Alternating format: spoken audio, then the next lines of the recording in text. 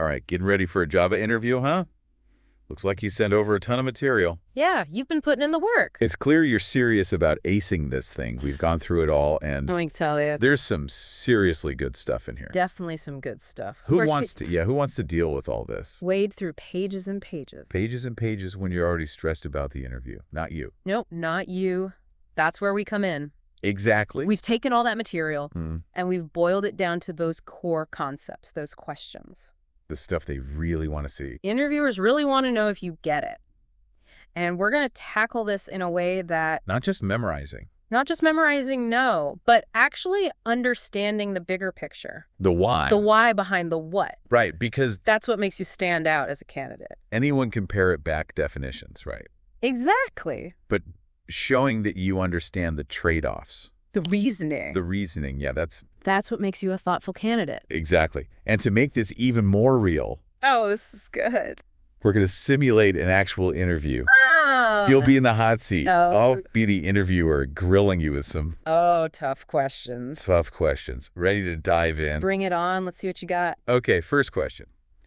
What makes Java platform independent? Okay. It's a classic, almost guaranteed to come up. Right, yeah. So Java achieves platform independence through its use of bytecode and the Java Virtual Machine, the JVM. Okay, so why is bytecode so important for platform independence? Because bytecode, it's not tied to any specific hardware or operating system. It can be run on any machine that has a JVM installed.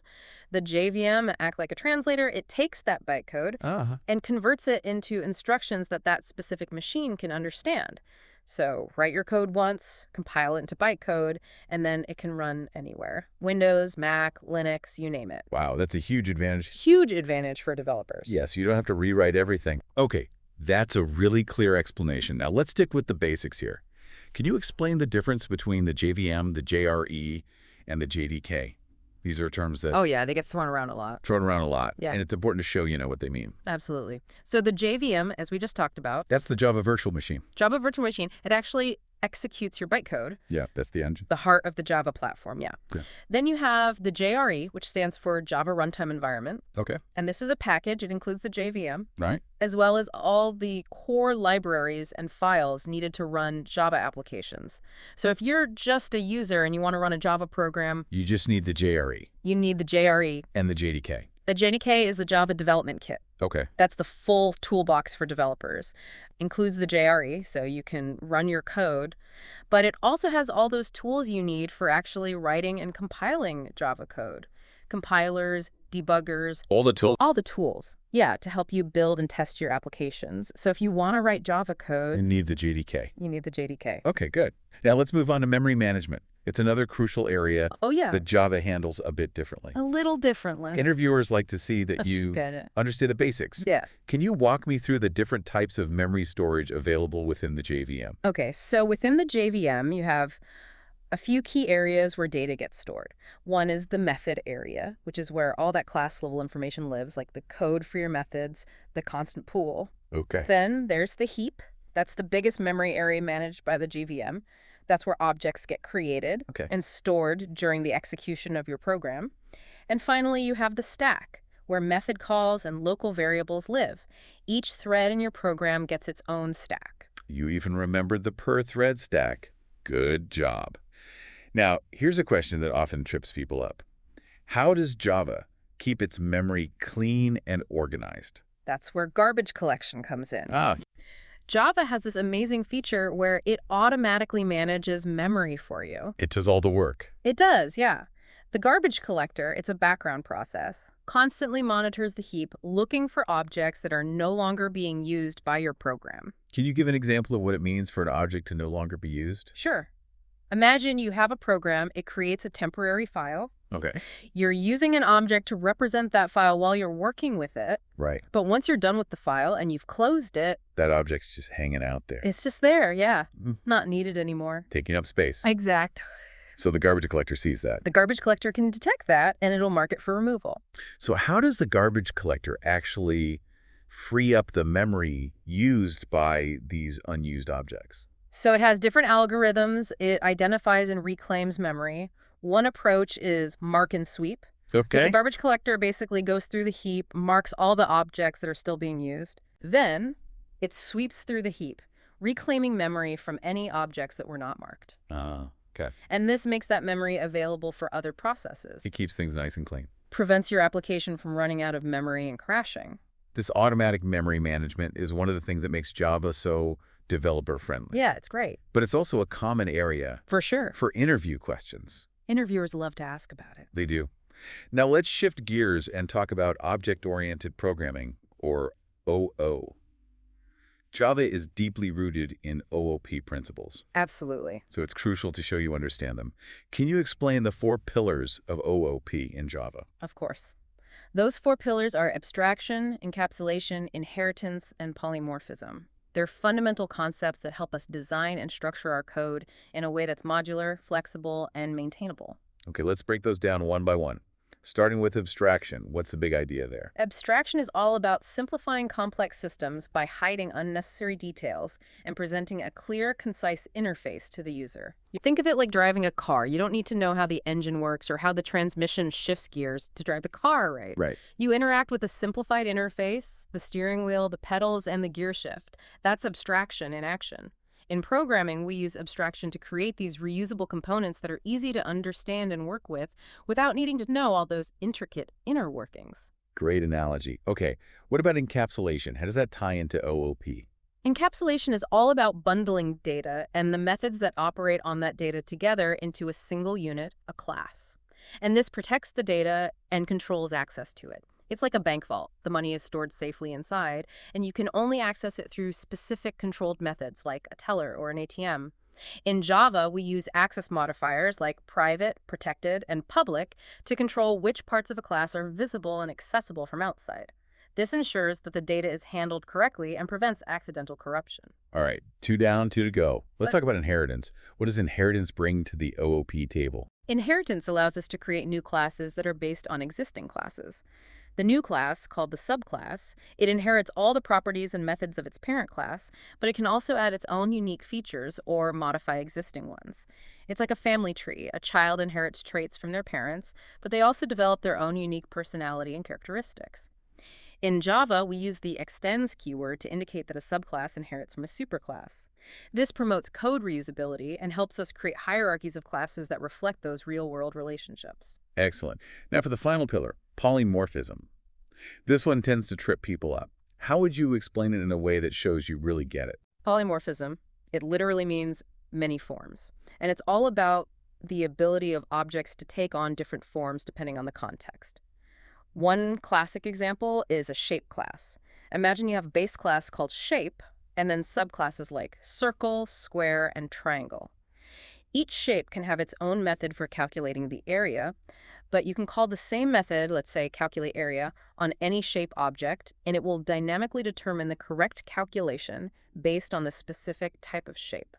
So a circle object will use the formula for the area of a circle, while a square object will use the formula for the area of a square. So polymorphism allows us to write more generic and flexible code where we don't need to know the specific type of object we're dealing with at compile time. The correct behavior is determined at runtime based on the actual type of the object. Okay, I think we've laid a good foundation here. You've clearly got a solid grasp of the core concepts. Now, are you ready to dive into some more specific and potentially trickier questions? Absolutely. Let's get into the details. All right, let's dig into some of the more specialized areas. That might come up in your interview. Okay. Interviewers love to test your knowledge of data structures. Yeah, those are important. They are so foundational to how we build efficient, scalable applications. Are you ready for some data structure challenges? Bring 'em on.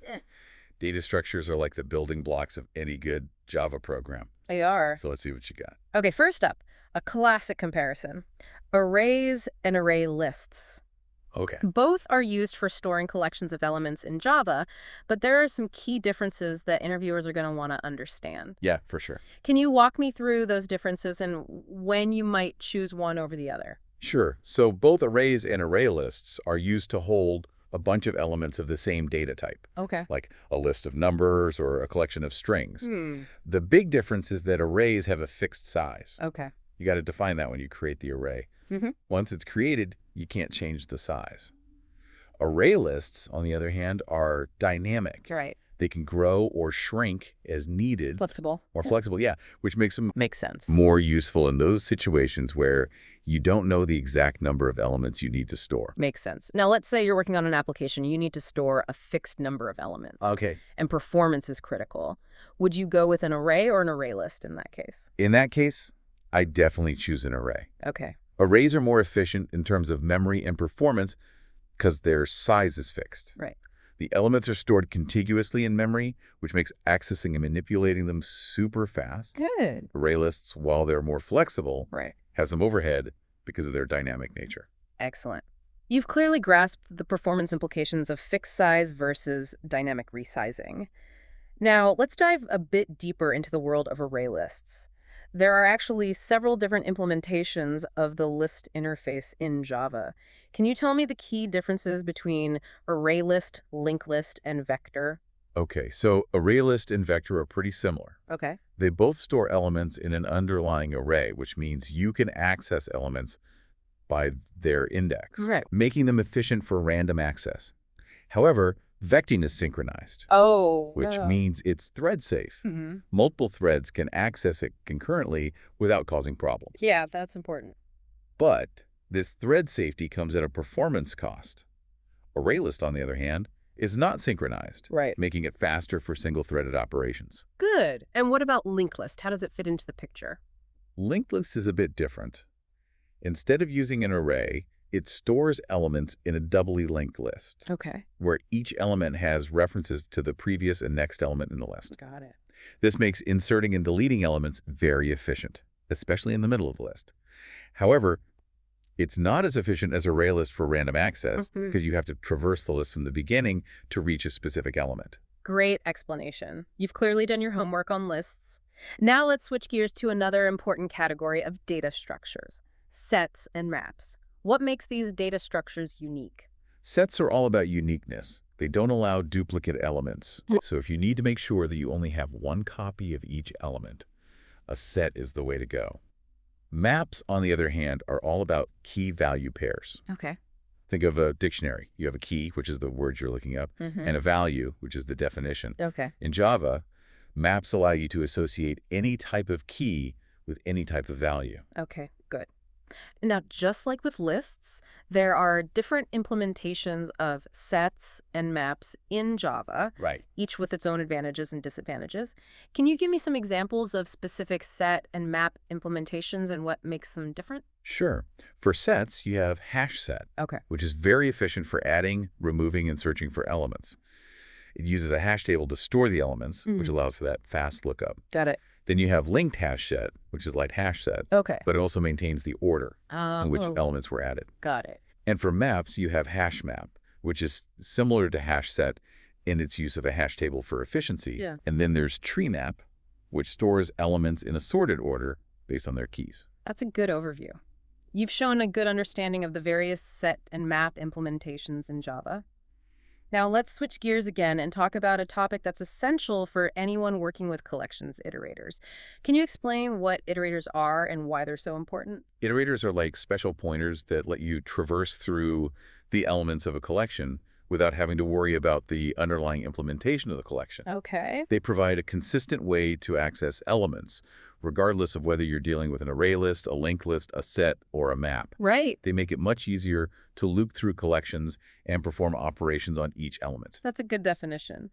Now, Java actually has two main categories of iterators, fail-fast and fail-safe. Can you explain the difference between these two types and when you might choose one over the other? Right.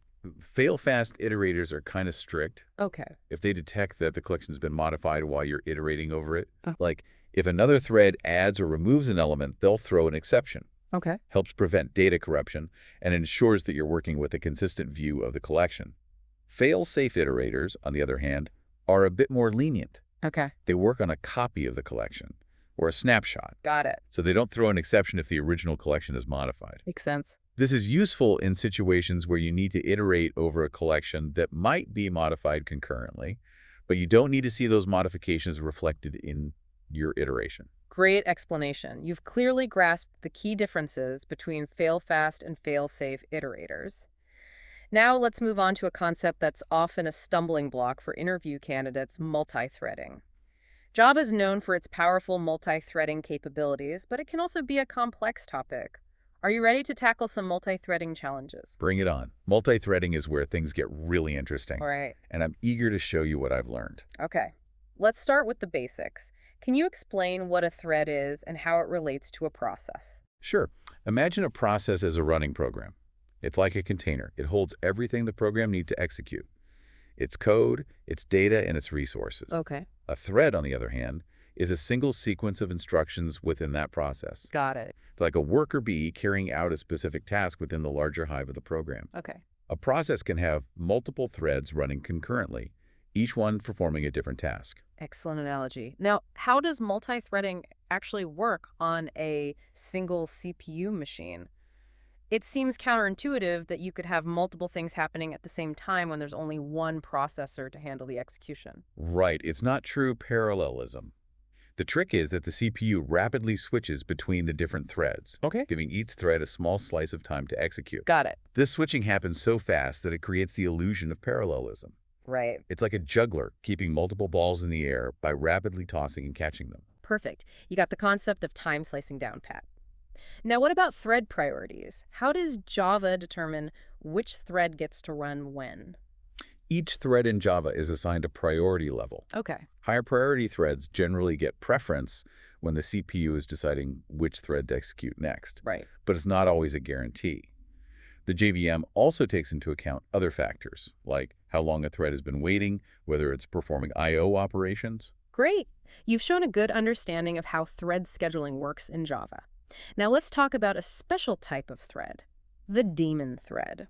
What makes daemon threads different from regular threads? Daemon threads are designed to run in the background and provide services to other threads. Oh. They're like the unseen workers that keep things running smoothly behind the scenes. Okay. A classic example is the garbage collector thread, Right. which Yeah. runs as a daemon thread, constantly cleaning up unused memory. Good. Now, what happens when a program only has daemon threads running? Will the program continue to run indefinitely? No, it won't. Daemon threads don't prevent the JVM from exiting. Once all the non-daemon threads in a program have finished executing, the JVM will terminate the program, even if there are still daemon threads running. Got it. They're like the stage crew who pack up and leave once the play is over. Okay, excellent. You've clearly got a good handle on the fundamentals of multithreading. But multithreading is not without its challenges. Right. One of the biggest challenges is ensuring that multiple threads don't interfere with each other when they are accessing shared resources. This can lead to data corruption and all sorts of unexpected behavior. Are you familiar with the concept of thread synchronization? Yes, I am. Thread synchronization is all about coordinating the activities of multiple threads to ensure that they access shared resources in a safe and orderly manner. Okay. It's like having a traffic light at an intersection to control the flow of cars and prevent collisions. Great analogy. Can you give me some examples of synchronization mechanisms in Java? Sure. One common mechanism is the use of locks. Okay. A lock is like a key that only one thread can hold at a time. Right. If a thread wants to access a shared resource, it has to acquire the lock first. Mm-hmm. If another thread already holds the lock, the first thread will have to wait until the lock is released. Good. And what about synchronized blocks? How do they work? Synchronized blocks are another way to protect shared resources. Okay. You basically mark a block of code as synchronized, Right. and then only one thread can execute that block of code at a time. Mm-hmm. Any other threads trying to execute that block will have to wait until the first thread is finished. Okay, you've demonstrated a good understanding of locks and synchronized blocks. Now let's move on to another important concept in multi-threading, deadlocks. Have you ever encountered a deadlock situation? Yes, I've run into deadlocks a few times in my work. Okay. It's a situation where two or more threads are blocked indefinitely, waiting for each other to release the resources that they need. Right. It's like a traffic jam, where no one can move because everyone is waiting for the car in front of them to move first. That's a great explanation. Deadlocks are a real headache in multi-threaded programming. Can you tell me what are some techniques to prevent deadlocks in Java? Yes, there are several techniques we can use to avoid deadlocks. Okay. One common approach is to always acquire locks in the same order. Right. If all threads follow a consistent locking order, it prevents those circular dependencies that can lead to deadlocks. Makes sense. Another technique is to use lock timeouts, Okay. where a thread will only wait for a lock for a certain amount of time before giving up. Excellent. You've clearly put a lot of thought into the challenges of multithreading. Now let's switch gears again and talk about another important aspect of Java programming: exception handling. Exceptions are events that disrupt the normal flow of a program. Right. Java provides a robust mechanism for handling exceptions, and it's important to show that you understand how to use it effectively. Are you up for some exception handling challenges? Absolutely. Exception handling is crucial for writing robust and reliable Java code. It is. Let's dive in. Okay, great. So let's say you have a method that might throw an exception. Okay. How would you handle that exception in the calling code? In Java, we can use the try-catch block to handle exceptions. Okay. We enclose the code that might throw an exception within a try block, Right. and then we provide one or more catch blocks to handle specific types of exceptions. Got it. If an exception occurs within the try block, the matching catch block will be executed, Okay, allowing us to gracefully handle that exceptional situation. good. What about the finally block? When would you use that? The finally block is a block of code that is guaranteed to be executed after the try block. Okay. Regardless of whether an exception is thrown or not, Right. it's typically used to perform cleanup operations like closing files or releasing resources that need to happen, regardless of the outcome of the try block. Excellent. You've shown a good understanding of the try-catch finally mechanism. Now let's talk about different types of exceptions in Java. Can you explain the difference between checked and unchecked exceptions? Sure. Checked exceptions are exceptions that the compiler forces you to handle. Okay. If a method throws a checked exception, Uh-huh. you either have to catch it using a try-catch block, Right. or declare it in the method signature using the throws keyword. Okay. Unchecked exceptions, on the other hand, don't have to be explicitly handled. Right. They usually indicate programming errors or runtime issues that are not easily recoverable. Great explanation. You've clearly grasped the distinction between checked and unchecked exceptions. Now let's delve into some specific scenarios where you might need to handle exceptions. Imagine you're working on a program that reads data from a file. What kind of exceptions might you encounter, and how would you handle them? When reading from a file, one common exception we might encounter is file not found exception. Okay. This occurs if the specified file does not exist. Right. We can handle this exception by prompting the user to enter a valid file path, or by providing a default file path if the specified file is not found. Good. And what about I/O exception? How would you handle that? I/O exception is a more general exception that can occur during any input-output operation, like reading from or writing to a file. Uh-huh. It could be due to various reasons, like a disk error, a network issue, or insufficient permissions. Right. We can handle I/O exception by logging the error, displaying the error message to the user, or attempting to recover from the error if possible. Excellent. Yeah. You've demonstrated a good understanding of how to handle common file I/O exceptions. Now let's move on to a topic that's closely tied to exception handling: custom exceptions. Have you ever created your own exception classes? Yes, I have. Sometimes the built-in exception classes in Java don't quite fit the specific needs of our application. Right. In those cases, we can create our own custom exception classes to represent specific error conditions that are relevant to our domain. That's great. Can you walk me through the steps involved in creating a custom exception class? Sure. To create a custom exception, we typically extend the exception class or one of its subclasses. We can add additional fields or methods to our custom exception class to provide more context or information about the error. Okay, good. Now let's switch gears again and talk about a concept that's essential for understanding how Java handles object creation and destruction: constructors. Can you explain what constructors are and why they are important? Constructors are special methods that are used to initialize objects when they are created. Okay. They have the same name as the class and don't have a return type. Right. Whenever you create a new object using the new keyword, a constructor is called to set up the initial state of the object. That's right. Constructors are crucial for ensuring that objects are properly initialized before they are used. Now, what about default constructors? When are they provided and when are they not? If you don't explicitly define any constructors in your class, Java will provide a default constructor that takes no arguments and simply initializes the object's fields to their default values. All right. However, if you define any constructors yourself, even if they take arguments, the default constructor will not be automatically provided. Excellent. You've clearly got a good understanding of constructors and how they work in Java. Now let's talk about a special type of constructor: the copy constructor. Have you ever used a copy constructor? Yes, I have. A Okay. copy constructor is a constructor that takes an existing object of the same class as an argument Okay. and creates a new object that is a copy of the original object. It's a way to create a duplicate of an object without modifying the original. Good. Now, why would you use a copy constructor? What are some scenarios where it might be useful? One common scenario is when you want to create a modified version of an existing object without affecting the original. Okay. You can use the copy constructor to create a copy of the object and then make the desired changes to the copy. Right. Another scenario is when you are passing objects as arguments to methods and you want to ensure that the method doesn't modify the original object. Uh-huh. You can pass a copy of the object instead. Okay, excellent. You've shown a good understanding of constructors and how they are used in Java. Now let's move on to a topic that's closely tied to constructors. This keyword.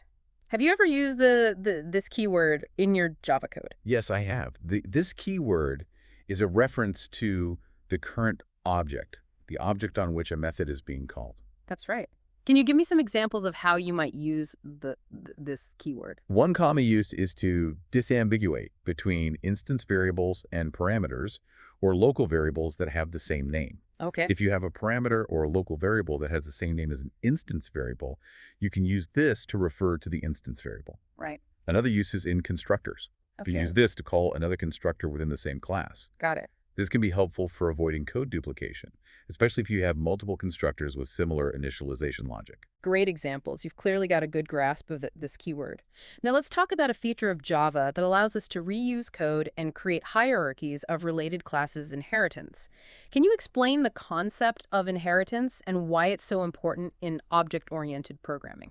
Inheritance is the mechanism that allows a class to inherit properties and methods from another class. Okay. This promotes code reusability because you can define common functionality in a superclass and then reuse that functionality in subclasses without having to rewrite the code.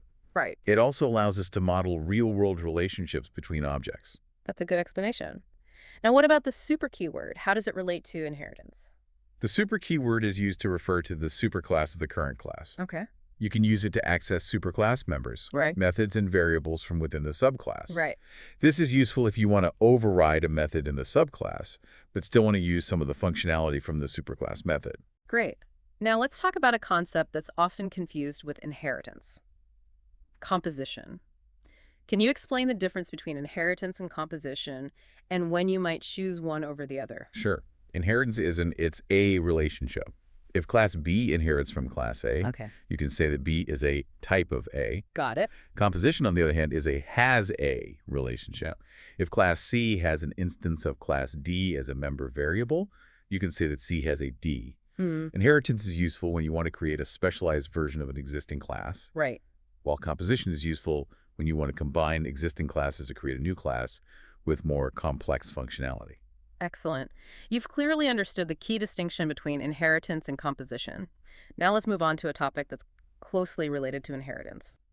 Abstract classes and interfaces. Can you explain what they are and how they are used in Java? Abstract classes are classes that cannot be instantiated directly. Okay. They serve as blueprints or templates for other classes. Cool. You can define abstract methods in an abstract class, which are methods that have no implementation. Right. Subclasses of the abstract class must provide implementations for all the abstract methods. Good. And what about interfaces? Interfaces are like contracts that define a set of methods that a class must implement. Okay. They provide a way to achieve abstraction without relying on inheritance. Right. A class can implement multiple interfaces, which allows it to conform to multiple contracts. Excellent. You've demonstrated a good understanding of abstract classes and interfaces. Now let's shift gears again and talk about a topic that's essential for building modern web-based applications, Java servlets. Are you familiar with Java servlets? Yes, I am. Servlets are Java programs that run on a web server and handle client requests. Okay. They're the backbone of many Java web applications. Okay, good. Can you explain the life cycle of a servlet? What happens from the moment a client sends a request to the moment the servlet sends a response? Sure. When a client sends a request to a servlet, the web server creates a new thread and invokes the servlet's init method. Okay. This method is called only once, when the servlet is first loaded. Right. Then the server calls the servlet service method, which handles the client request. Okay. The service method determines the type of request, whether it's a KT request, a POST request, and so on, and calls the appropriate method doGet, doPost, etc. to handle the request. Got it. Once the request is processed, the servlet sends a response back to the client. Okay. Finally, when the servlet is unloaded or the server is shut down, the server calls the servlet's destroy method to clean up any resources. Excellent explanation. You've clearly got a good understanding of the servlet lifecycle. Now let's talk about a technology that's often used in conjunction with servlets Java Server Pages, or JSP. Can you explain what JSP is and how it's used in web development? JSP allows us to embed Java code within HTML pages, making it easier to create dynamic web content. When a client requests a JSP page, the server first translates the JSP page into a servlet, which is then compiled and executed. The output of the servlet, which typically includes a combination of static HTML and dynamically generated content, is then sent back to the client. Okay, good. Now, what are some advantages of using JSP over servlets for creating web pages? JSP makes it easier to separate presentation logic from business logic, which can make web applications easier to maintain and understand. Okay. It also allows web designers who may not be familiar with Java to work on the HTML structure and design of the pages, while Java developers can focus on the back-end logic. That's a great point. Now let's shift gears again and talk about a topic that's essential for working with relational databases, Java Database Connectivity, or JDBC. Are you familiar with JDBC? Yes, I am. JDBC is a Java API that allows us to connect to and interact with databases using SQL queries. Okay, great. Can you walk me through the steps involved in establishing a database connection using JDBC? Sure. The first step is to load the JDBC driver for the specific database we want to connect to. Okay. This registers the driver with the driver manager class. Got it. Then we establish a connection to the database using the driver manager's getConnection method, passing in the URL of the database, the username, and the password. Right. Once we have a connection, we can create a statement object to execute SQL queries. Good. And what about prepared statements? Why would you use them? Prepared statements are precompiled SQL statements that can be executed multiple times with different parameter values. Okay. They offer several advantages over regular statements. First, they are more efficient because the query plan is cached and reused for subsequent executions. Right. Second, they help prevent SQL injection attacks by escaping special characters in the parameter values. Excellent. You've clearly understood the benefits of using prepared statements. Now let's move on to a topic that's closely tied to JDBC transactions. Can you explain what a transaction is and why they are important for database operations? A transaction is a sequence of one or more database operations that are treated as a single unit of work. Okay. All the operations within a transaction must succeed for the transaction to be committed. Right. If any operation fails, the entire transaction is rolled back, ensuring that the database remains in a consistent state. Okay, good. And what are the 4 key properties of a transaction, often referred to as ACD properties? The ACD properties are atomicity. Okay. This means that a transaction is treated as an indivisible unit of work. Either all the operations in the transaction are completed successfully, or none of them are. Consistency. Okay. This ensures that a transaction brings the database from one valid state to another, preserving data integrity. Isolation. Okay. This ensures that multiple transactions running concurrently don't interfere with each other. Yeah. And durability. Okay. This guarantees that once a transaction is committed, the changes are permanently saved, even in the event of a system crash. Excellent. You've demonstrated a solid understanding of transactions and the ACD properties. Now let's talk about a feature of Java that's designed to handle asynchronous operations and callbacks. The future interface. Are you familiar with the future interface? Yes, I am. The future interface represents the result of an asynchronous operation that may not be available immediately. Okay, good.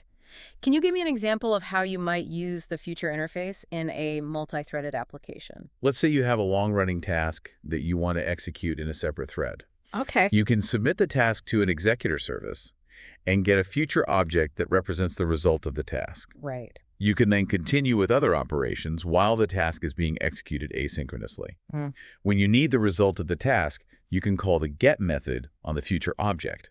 If the task is not yet complete, the get method will block until the result is available. Okay, that's a good overview. Now, what about the Callable interface? How does it relate to the future interface? The Callable interface is similar to the runnable interface, but it's designed for tasks that return a result. Right. You can submit a callable object to an executor service and get a future object that represents the result of the callable's execution. Excellent. You've demonstrated a good understanding of the future interface and the callable interface. You've also shown a good grasp of many other important Java concepts, from data structures to multi-threading to exception handling. I'm impressed. Thank you. I've been putting in a lot of effort to prepare for my interview, and I'm glad it's showing. That's great to hear. Your hard work is definitely paying off. Now, let's wrap up this mock interview session. I have one final question for you. It's not a technical question, but it's one that many interviewers ask towards the end of an interview. Are you ready for it? Bring it on. I'm ready for anything you throw at me. Okay, great. Here's the question. Do you have any questions for me? That's a great question. And it's one you should always be prepared to answer. Right. It shows you're engaged, you're curious. What kind of questions would you ask in a situation like this? Well, I think it's always good to ask questions that show you've been paying attention, that you're genuinely interested in the company and the role. Okay. For example, I might ask something like, what are some of the biggest challenges the team is currently facing?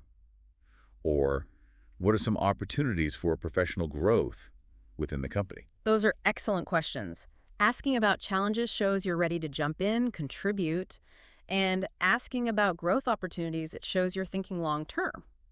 Right, exactly. Now, remember, a job interview is a two-way street. You're also interviewing them That's true. to see if it's a good fit for you. That's a good point. I might also ask, what is the company's culture like?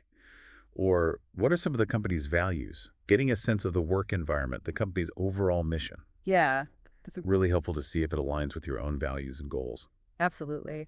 Now, we've covered a lot of ground here, from the basics of Java syntax to some pretty advanced concepts like multithreading and concurrency. It's been a lot. But beyond just memorizing the definitions, the syntax, what do you think are some of the key takeaways for really acing a Java interview? I think one of the most important things is to show that you're not just a code monkey, that you're a problem solver. Yeah, for sure.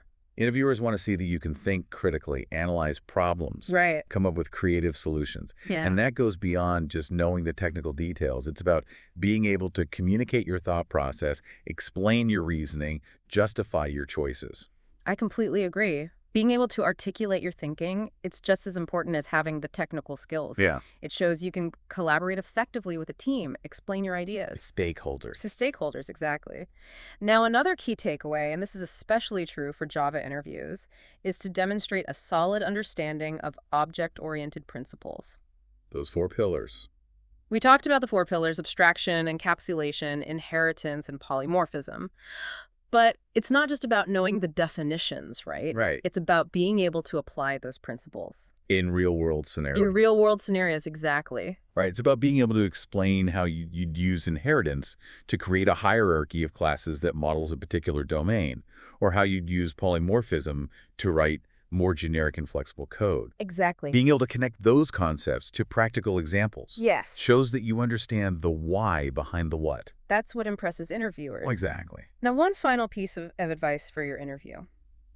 Be prepared to discuss your own projects and experiences. Okay. Interviewers love to hear about real-world applications of your skills. Makes sense. So think about projects you've worked on, challenges you've overcome, lessons you've learned along the way. Being able to talk about your experiences in a way that highlights your skills and your passion For sure. for Java development can make a big difference. That's great advice. I'll definitely make sure to have some good project stories ready to share. Good. This whole mock interview experience has been so helpful. It's given me a much better sense of what to expect and what I need to focus on. Good. Thank you so much for taking the time to guide me through this. You're very welcome. It's been a pleasure working with you. Likewise. You've clearly got a strong foundation, and with a little more practice and preparation, I have no doubt you'll ace that interview. And to everyone listening, remember, the journey of learning, it never ends. Java's constantly evolving. There's always something new to discover. So keep exploring, keep learning, and keep coding.